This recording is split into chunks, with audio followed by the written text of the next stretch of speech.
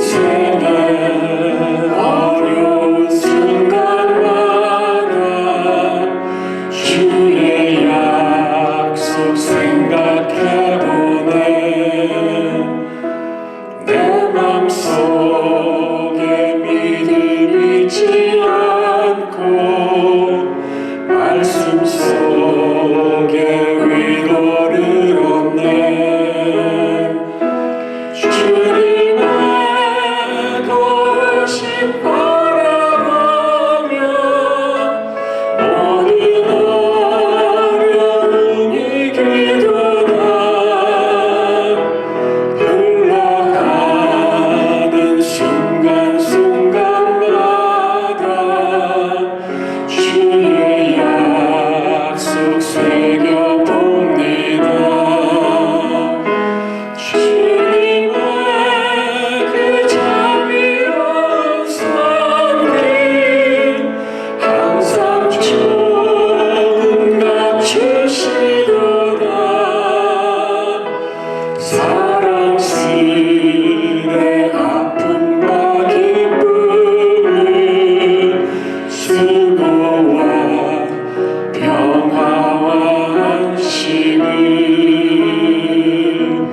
수고와 평화와 안식을.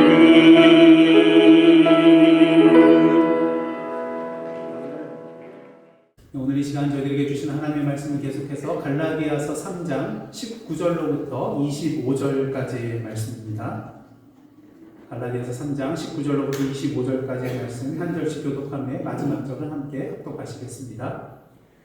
그런즉 율법은 무엇이냐? 범법함으로 더하여 진 것이라. 천사들을 통하여 한 중보자의 손으로 베푸신 것인데 약속하신 자손이 오시기까지 있을 것이라. 그 중보자는 한편만 위한 자가 아니라 하나님은 한 분이시니라. 그러면 율법이 하나님의 약속들과 반대되는 것이냐? 결코 그럴 수 없느니라. 만일 능히 살게 하는 율법을 주셨더라면 의가 반드시 율법으로 말미암았으리라. 그러나 성경이 모든 것을 죄 아래에 가두었으니 이는 예수 그리스도를 믿음으로 말미암는 약속을 믿는 자들에게 주려 함이라. 믿음이 오기 전에 우리는 율법 아래에 매임바 되고 계시될 믿음의 때까지 갇혔느니라. 이같이 율법이 우리를 그리스도께로 인도하는 초등교사가 되어 우리로 하여금 믿음으로 말미암아 의롭다함을 얻게 하려 함이라. 함께 읽겠습니다. 믿음이 온으로는 우리가 초등교사 아래에 있지 아니하리라. 아멘. 이는 하나님의 말씀입니다. 죄형 법정주의라는 그런 용어가 있습니다. 어떤 행위가 죄로 처벌되기 위해서는 그 행위 이전에 성문의 법률로 규정되어 있어야 한다는 그런 원칙인 것이죠. 한마디로 법률이 없으면 뭐도 없는 것입니까? 예, 죄도 없게 되는 것입니다. 형벌도 없게 되는 것이죠. 그렇게 시간이 가면 갈수록 계속해서 두꺼워지는 책이 하나 있는데 그 책이 무엇일까요? 바로 법전입니다. 인간 사회가 발달하면 발달할수록 그 사회는 그만큼 복잡해지고요. 또 사회가 복잡해짐에 따라서 그에 따른 법이 계속해서 추가로 생겨나야 하기 때문인 것이죠. 특히 인간은 악한 일은 어떻습니까? 법을 아무리 제정해 놔도 그 법을 요리조리 피해가면서 나쁜 짓을 저지르는 그런 악한 사람이 분명히 있다는 것이죠. 그래서 그런 경우는 그 얘기가 아무리 악하다 할지라도 저희들이 봐도 이건 분명히 악한 짓이다 할지라도 그에 대한 법규가 없으면 어떻습니까? 그 사람은 죄가 없는 것이 되고 만다는 것입니다. 예, 그렇습니다. 이 세상에 법이 없으면 죄를 죄라고 말할 수가 없게 되는 것이죠. 사실 법 없이도 편히 살 수 있는 그런 세상이 되어야 하지만 어떻습니까? 우리의 현실은 그렇지 않은 것을 분명히 보게 되는 것입니다. 지난주 저희들은 본문을 통하여서 바울은 하나님께서 아브라함에게 주신 그 약속의 말씀이 율법보다 앞선 것이기 때문에 그 율법이, 나중에 생긴 율법이 그 하나님의 약속을 폐기할 수 없다고 분명히 얘기하고 있었습니다. 그러게 우리는 율법의 행위가 아닌 하나님의 약속의 성취인 예수 그리스도를 믿음으로 말미암아 의롭다함을 받고 구원을 얻게 된다는 것이죠. 근데 여기서 한 가지 의문이 생겨납니다. 그렇다면 하나님께서 왜 율법을 우리에게 주셨다는 것이죠. 그냥 약속만 해주시면 될 텐데 왜 율법을 주셨다는 것입니다. 믿음으로 말미암아 의롭게 된다면 도대체 하나님께서 우리에게 율법을 주신 목적과 의도는 무엇이냐는 것이죠. 그렇게 바울은 오늘 본문 19절을 통하여서 이렇게 질문합니다. 한번 다 함께 읽겠습니다. 시작. 그런즉 율법은 무엇이냐? 율법은 무엇이냐? 바울이 그 율법의 행위가 아닌 오직 예수 그리스도를 믿음으로 말미암아 의롭게 된다는 주장에 대해서 갈라디아 성도들이 이러한 질문, 그렇다면 율법은 뭐냐? 이러한 질문을 마음에 품게 될 것이라고 바울은 분명히 생각했을 것입니다. 알고 있었을 것입니다.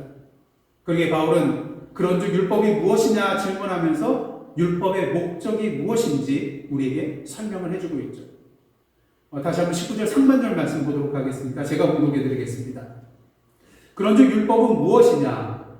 범법함으로 더하여진 것이라. 여러분 그냥 이 문장 봐가지고는 이해가 되시나요? 뭔가 좀 알 것 같으면서도 이게 도대체 무슨 말인지 좀 종잡을 수가 없습니다.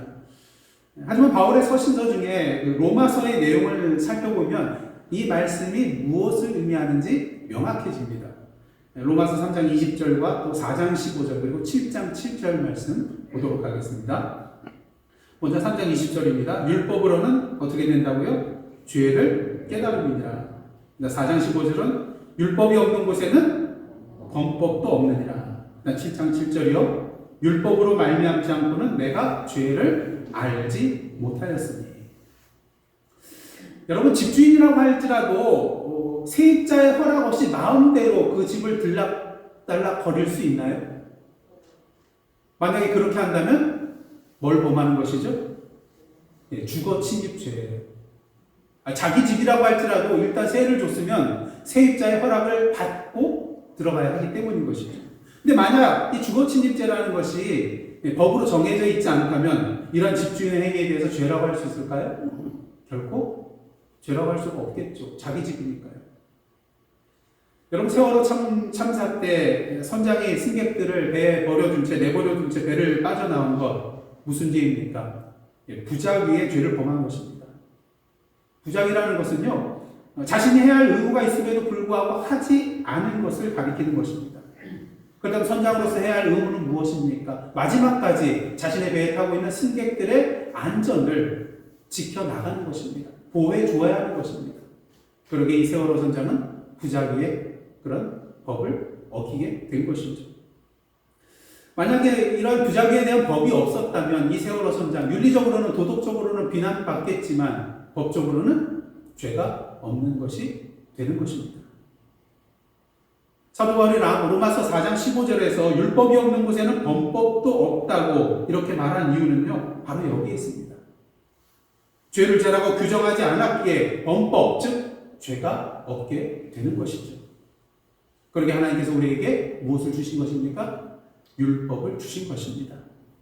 조금 전에 보았던 로마서 3장과 7장의 말씀처럼 우리로 하여금 죄가 죄라는 것을 깨닫고 알게 하기 위하여 이 율법을 또한 우리에게 주셨다는 것이죠. 그래서 오늘 보면 19절 상반절 말씀 그냥 읽었을 때는 잘 이해가 안 되지만 이 로마서의 말씀을 여러분들 들었을 때 이게 무슨 말씀인지 이해가 되셨을 것입니다. 범법함으로 더하여진 것이다. 이게 무슨 말이냐? 우리의 죄가 죄라는 것을 분명히 알게 하기 위해서 하나님께서 더해 주신 것이 바로 율법이라는 거예요. 그리고 동시에 이는 율법을 범한 우리가 하나님의 공의에 따라서 정죄함을 받아야만 하는 죄인이라는 것을 또한 깨닫게 해 주는 것입니다. 그렇다면 19절 하반절의 내용이 또 궁금해지는데 한번 보도록 하겠습니다. 19절 말씀 다 함께 읽겠습니다. 시작.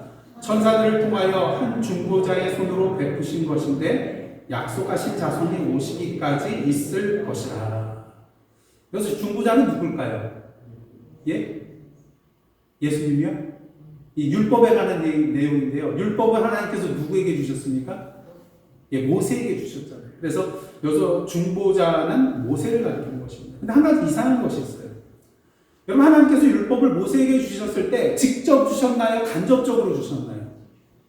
직접 주셨어요. 근데 오늘 본문 말씀 보시면 어떻습니까? 바울이 그 율법을 천사들을 통해서 받았다. 이렇게 말하고 있습니다. 근데 바울이 이렇게 말하는 데는 다 이유가 있습니다. 바울 당시 랍비들과 유대인들은요, 율법을 하나님께서 모세에게 직접 주신 것이 아니라 누구를 통해서요? 천사들을 통하여서 주셨다고 그렇게 믿고 있었어요. 사도행전 7장 53절 말씀 한번 보도록 하겠습니다. 스데반 집사가 순교 당하기 전에 설교할 때의 내용 중에 하나인데요. 이런 말을 하고 있습니다. 너희는 천사가 전한 율법을 받고도 지키지 아니하였도다. 스데반 집사가 뭐라고 하고 있습니까? 이 율법이라는 것 누구를 통해서 받은 것이에요? 천사를 통해서 모세가 받은 것이라는 거예요. 그러게 바울도 당시 사람들이 생각하고 믿고 있는 것처럼 율법에 대하여 하나님께서 천사를 통하여서 중보자 모세에게 주신 것으로 표현하고 있는 것입니다. 그리고 바울이 이렇게 표현하는 것은요, 다분히 의도적인 그런 의미가 있다고 할 수가 있겠는데요. 하나님께서 모세에게 주신 이 율법과 또한 아브라함에게 주신 약속을 서로 비교함을 통하여서 율법에 비하여 약속이 더 우월하다는 것을 보여주기 위함이라고 할 수가 있을 것입니다. 약속은 하나님께서 아브라함에게 어떻게 주셨어요? 직접 주셨어요. 그리고 오늘 본문 말씀대로라면 율법은 하나님께서 모세에게 직접 주신 것이 아니라 천사들을 통하여 간접적으로 그렇게 전달해 주신 것이라는 것입니다. 그런 의미에서 물론 우월을 이거 가지고 따질 수는 없지만 직접 받은 약속이 더 우월한 거 아니겠느냐, 이러한 취지에서 바울이 이렇게 표현을 한 것 같습니다. 그러면서 바울은 20절을 통해서 이 율법과 약속에 대해서 다시 한번 비교를 하는데요. 20절 말씀 한번 다 함께 읽도록 하겠습니다. 시작. 그 중보자는 한 편만 위한 자가 아니나 하나님은 한 분이십니다. 아까 것도 이해하기 힘든데 이거는 도대체 무슨 말인지 여러분 이해가 되십니까? 그 중보자는 한 편만 위한 자가 아니나 하나님은 한 분이십니다. 여러분 이해되시는 분 한번 손들어 보십시오. 저도 아니에요. 그냥 봐서는 도무지 이해할 수 없는. 그러게 성서신학자들도요, 이 구절에 대해서는 난해 구절로 여기면서 의견이 분분해요. 수백 가지의 해석이 있습니다. 이게 도대체 뭘 의미하는지. 그러면 이것이 도대체 무엇을 의미하는가? 제가 말씀드린 것이 100% 옳다고 말씀드리는 건 아니지만 가장 그래도 보편적으로 받아들여지는 그런 해석을 통하여서 여러분들에게 말씀드리고자 합니다. 근데 20절 말씀을요, 현대인의 성경은 이렇게 번역을 하고 있어요. 한번 보시겠습니다. 그러나 중재인을 필요로 했던 율법에는 당사자가 몇이에요? 두 당사자가 있어야 했지만 약속을 하는 데는 하나님 한 분이면 됩니다. 아시다시피 율법이라는 것은요, 하나님과 인간 사이에 뭐라고 할 수가 있죠? 어쩌면 계약이라고도 할 수가 있겠습니다. 그래서 신명기 말씀대로 우리가 율법대로 하나님의 법도와 말씀을 잘 지켜 순종하고 행하면 하나님께서 뭘 주세요? 지난주 말씀드렸는데 뭘 주세요? 복을 주시잖아요. 그리고 이 규례를 제대로 지키지 않고 하나님 앞에서 악을 행하면 하나님께서 뭘 주세요? 저주를 주신다고 그랬잖아요. 신명기 27장 28장에 보면 복과 저주에 대한 내용이 나오잖아요. 선포가 나오잖아요. 그것은 무엇입니까? 어떻게 보면 계약이라고도 할 수가 있어요. 너희가 이렇게 행하면 내가 이렇게 해주겠다. 행하지 못하고 죄를 보면 내가 이렇게 하겠다. 그래서 두 당사자 간의 계약이라고 할 수가 있어요. 그래서 인간 편에서 또 하나님 편에서 이 모든 것들을 잘 지켜 행해야만이 이 계약이 온전히 성취가 된다고 할 수가 있겠습니다. 하지만 하나님께서 아브라함에게 직접 주신 약속은 어떻습니까? 지난주 말씀드린 대로 일방적이고 무조건적인 약속이에요. 그래서 우리의 행함과 상관없이 이 약속을 성취하는 분은 누구세요? 하나님이시거든요. 그래서 현대인의 성경 보면 약속을 하는 데는 하나님 한 분이면 된다는 거예요. 하나님 홀로 약속하시고 약속을 성취하시는 분이라는 거예요. 우리 행위와는 아무런 상관이 없다는 것이죠. 그러기 위해서 바울은 20절을 통해서 두 당사자가 있어야 하는 율법보다 하나님의 약속이 더 중하고 우월함을 말하고 있는 것입니다. 자, 그럼 이러한 관계 속에서 그럼 과연 그렇다면 율법과 약속은 서로 대립되는 거라고 말할 수 있는 것 아니겠습니까? 그러게 바울은 또 하나의 질문을 던지면서 대답을 합니다. 21절입니다. 그러면 율법이 하나님의 약속들과 반대되는 것이냐? 결코 그럴 수 없느니라. 만일 능히 살게 하는 율법을 주셨더라면 의가 반드시 율법으로 말미암았으리라. 여러분, 율법은 누가 주신 거예요? 하나님이 주신 거예요. 약속은 누가 주신 거예요? 그것도 하나님이 주신 거예요. 그러기에 둘 다 하나님이 주신 것이기 때문에 이 율법과 약속은 결코 대립되거나 반대될 수 있는 것이 아닙니다. 자, 그렇다면 이 율법과 이 약속의 관계를 우리는 어떻게 이해를 해야 될 것인가? 바울은 만약 하나님께서 우리에게 능히 살게 하는 율법을 주셨다면 그 율법을 통하여 우리가 의를 이룰 수 있게 될 것이라고 말합니다. 하지만 하나님께서 주신 이 율법은 능히 살게 하는 율법이 아니라 앞에서 말씀드렸다시피 우리로 하여금 뭐를 깨닫게 해주는 거예요? 네, 우리에게 죄가 무엇인지 깨닫게 하고 그리고 바로 우리가 죄인이라는 것을 깨닫게 해주는 것, 이것이 바로 율법이라는 것입니다. 다시 말해서 우리를 정죄하는, 우리를 살리는 율법이 아니라 우리를 정죄하는 율법이라는 것이죠. 아, 그럼 서로 반대되는 것이네요. 아니요, 반대되는 것이 아닙니다. 22절 말씀 보도록 하겠습니다. 다 함께 읽겠습니다. 시작. 그러나 성경이 모든 것을 약속을 믿는 자들에게 주려 하노라. 예, 율법은 우리로 하여금 죄인임을 깨닫게 하고 우리를 죄 아래에 가둡니다. 하지만 그 목적이 무엇이에요? 예수 그리스도를 믿음으로 말미암아 약속을 믿는 자들에게 주려 함이라는 것입니다.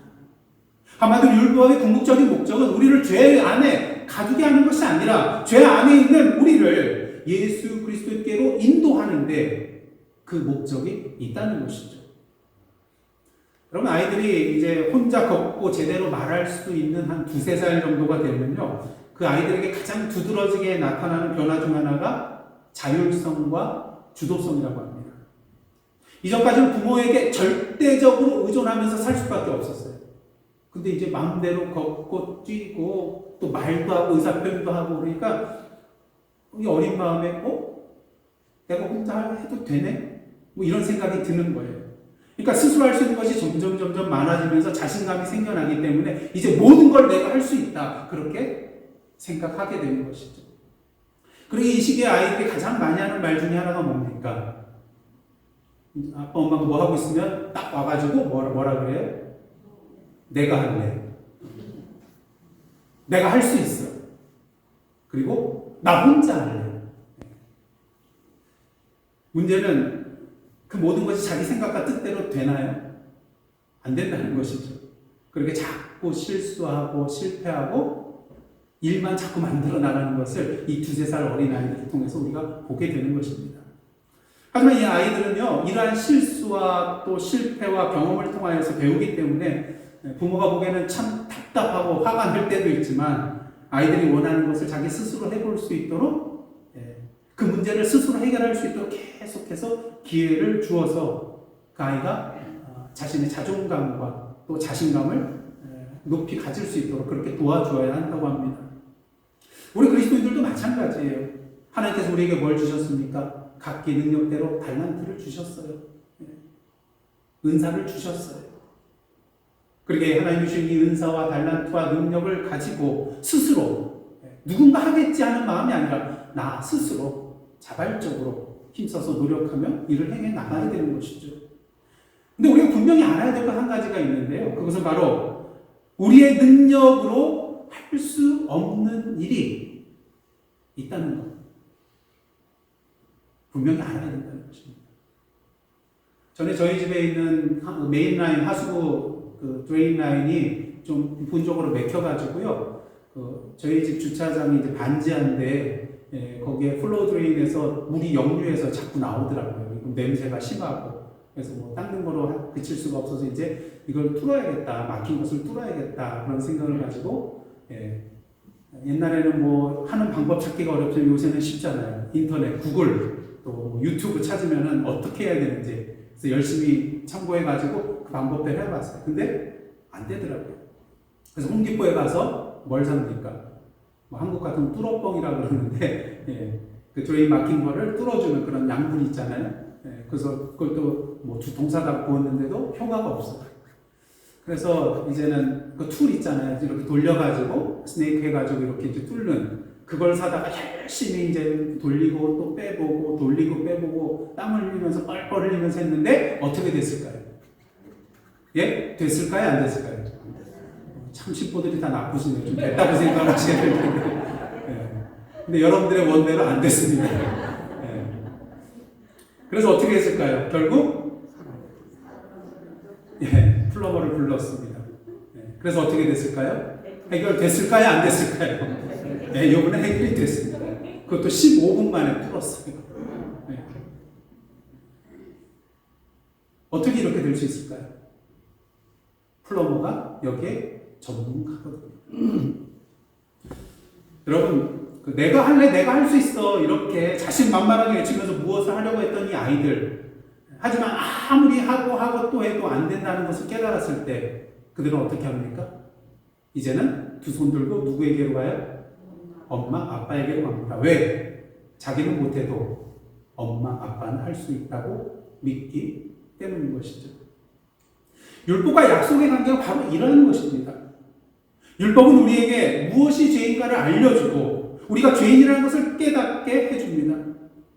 그리고 율법의 행위로는 우리가 의롭게 될 수 없기에, 죄사함을 받을 수 없기에, 구원받을 수 없기에 율법은 우리로 하여금 이 죄의 문제를 해결해 줄 수 있는 하나님의 약속, 그 약속이 누굽니까? 바로 예수 그리스도. 그 예수 그리스도로 나아갈 수 있도록 인도해 주는 역할을 바로 뭐가 한다는 거예요? 율법이 한다는 거예요. 그러게 바울은 23절과 24절에서 비유를 통해서 이러한 율법의 기능과 목적에 대해서 다시 한번 확실히 설명을 해주겠습니다. 먼저 23절 보도록 하겠습니다.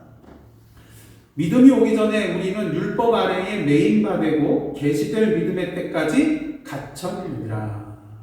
두 개의 유사한 동사가 나옵니다. 뭐죠? 매이다, 갇히다.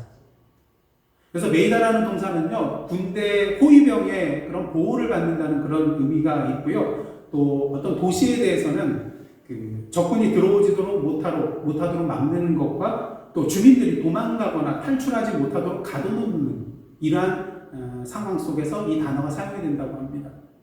또 그리고 갇히다라는 동사는요, 애워싸다, 가두다. 그러니까 결과적으로 이 두 가지 동사가 서로 유사한 그런 의미를 가지고 있다는 것이죠.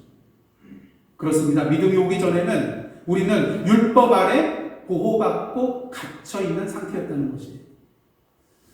그런 의미에서 우리가 그 율법에 대해서 부정적으로만 볼 것이 아니라 우리로 하여금 믿음의 때가 올 때까지 잘못된 길로 나아가지 아니하도록 가둬두는, 보호해주는 그런 긍정적 기능도 있다는 것을 우리는 또한 알아야 될 것입니다.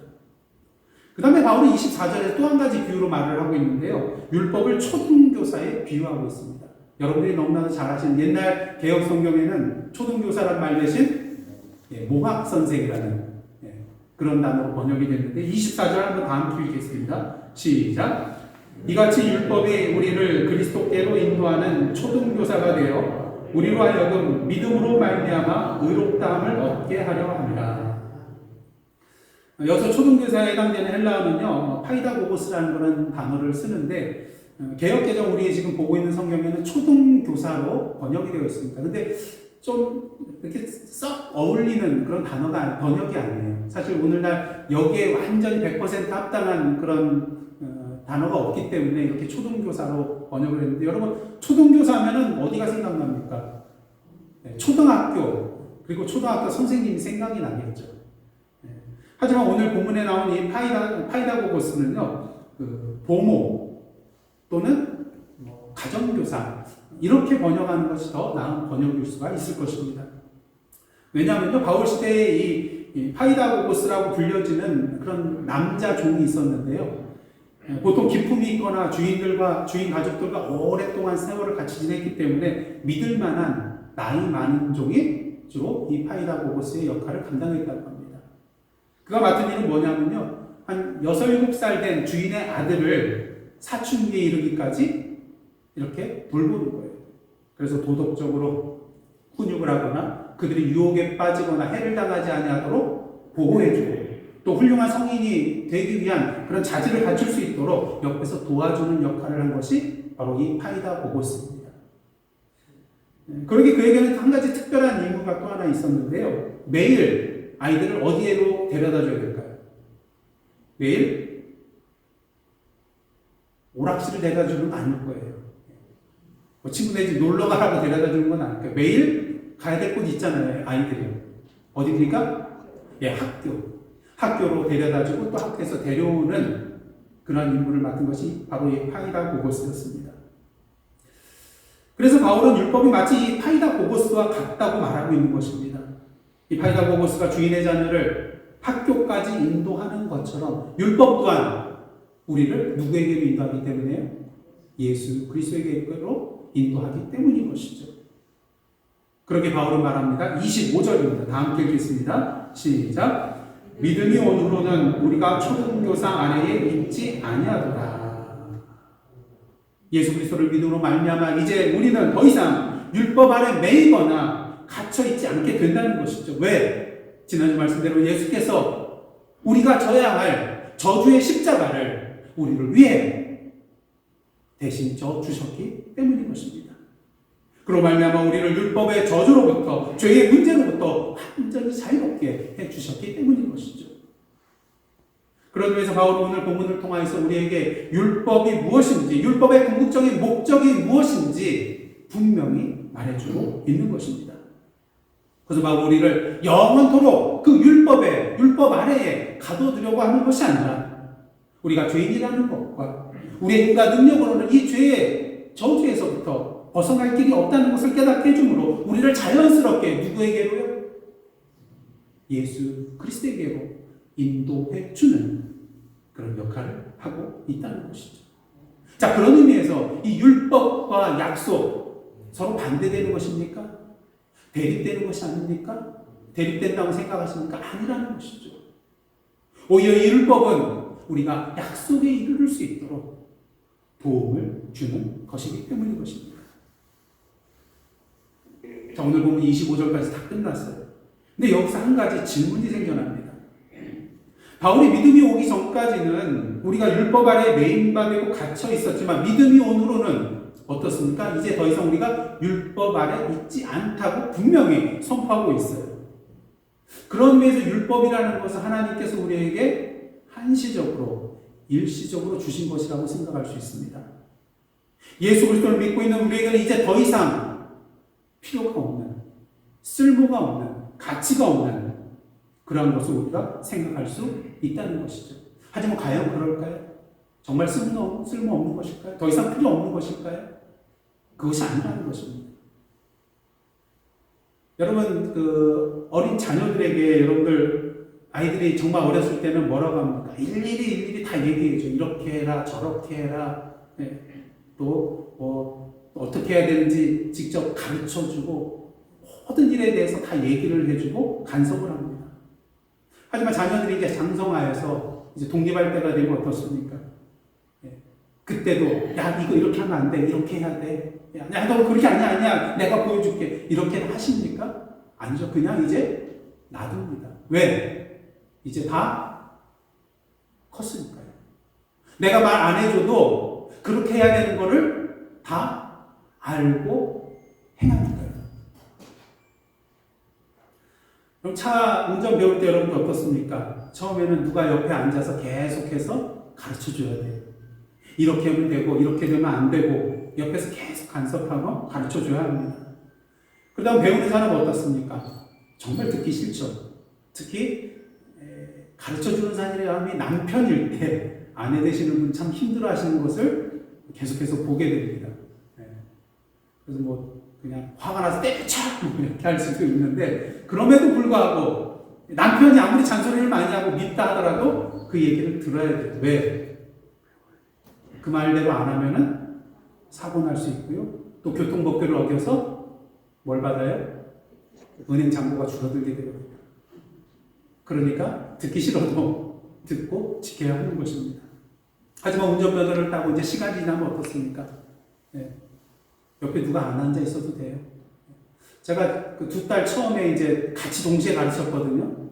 둘째 딸은요, 처음 배울 때 어떻게 이제 길에서 이제 저희 그 집에 있는 길목에서 하는데 제가 계속 그 핸들을 붙잡고 있었어요. 얘가 계속 오른쪽으로 자꾸 가더라고요. 그래서 제가 꽉 붙잡고 계속 힘주고 있었는데 나중에는 뭐 자기가 운전 잘한다고 저한테 그냥 자랑하면서 그러더라고요. 올챙이 척 생각도 못하고. 이제 이 운전 배웠던 사람이 면허증 따고 오랜 시간이 지나면요, 옆에서 누가 가르쳐주지 않았대요. 왜? 다 알고 알아서 하잖아요. 무엇을 말합니까? 우리가 예수 그리스도를 믿고 율법의 저주로부터 자유롭게 되었다고 우리의 삶 가운데 율법이 더 이상 필요 없게 되는 것은 아니라는 것입니다. 오히려 이전보다도 더 율법을 잘 행하는 자가 되기 때문인 것이죠. 물론 믿음이 오기 전에 율법을 행하는 차원과 믿음이 온 후에 율법을 행하는 차원은 분명히 다릅니다. 전에는 율법의 저주를 받는 것이 두렵거든요. 하기 싫어도 두렵기 때문에 행해요. 그리고 혹시 내가 이러한 일을 행하여서 의롭게 되고 구원을 받지 않을까 하는 그러한 마음에 또한 이 율법을 행하게 됩니다. 하지만 이제는 이 율법의 저주로부터 자유함을 받은 자로서 우리는 이제 그리스도 안에 있는 자이거든요. 그게 어떻습니까? 전에는 두려움이나 혹시나 하는 마음에서 이것을 지켰지만 이제는 이 율법의 모든 저주로부터 자유함을 받은 자로서 감사와 기쁨과 감격 가운데 자발적으로 내가 원해서 스스로 이것을 지켜 행하며 나아가게 된다는 것입니다. 차이점이 뭔지 아시겠죠? 믿음 이후에는 율법을 지키지 말라고 해도, 율법이 없다 그래도 자동적으로 지켜 행하게 된다는 것입니다. 사랑하는 성도 여러분, 그런 의미에서 저와 여러분에게 있어서 율법은 무엇입니까? 벌받지 않기 위하여 두려움 가운데 억지로 행하는 것인가요? 아니면 우리로 하여금 죄인이라는 것을 깨닫게 해주고 우리를 하나님의 약속 예수 그리스도께로 인도해 주었기에 감사와 기쁨 가운데 자발적으로 내가 원해서 행하는 것인가요? 우리가 그리스도 안에 의롭다함을 받고 구원을 받았다는 가장 구체적인 증거 중에 증거라고 할 수 있는 것이 무엇이겠습니까? 그것은 바로 오늘도 우리의 삶 가운데 하나님의 말씀과 계명을 자발적으로 지켜 행하는 순종의 모습일 것입니다. 이거보다 더 큰 증거가 어디 있겠습니까? 이 순종은 누가 시켜서 억지로 할 수 없이 하는 순종이 아니라 내가 스스로 원해서 기쁨 가운데 행하는 순종인 것입니다.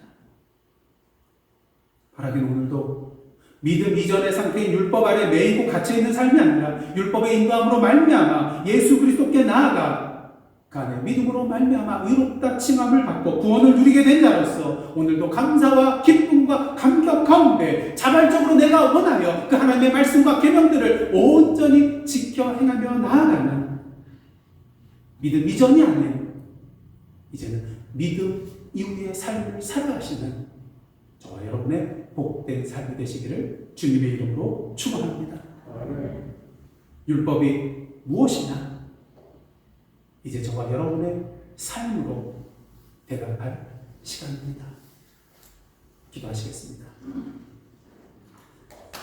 하나님, 믿음 이전에 율법 아래 매인 삶에서 벗어나 믿음 이후에 감사와 기쁨으로 율법을 행하며 살아가는 저희들의 복된 삶 되게 하여 주옵소서. 예수님의 이름으로 기도드리옵나이다. 아멘.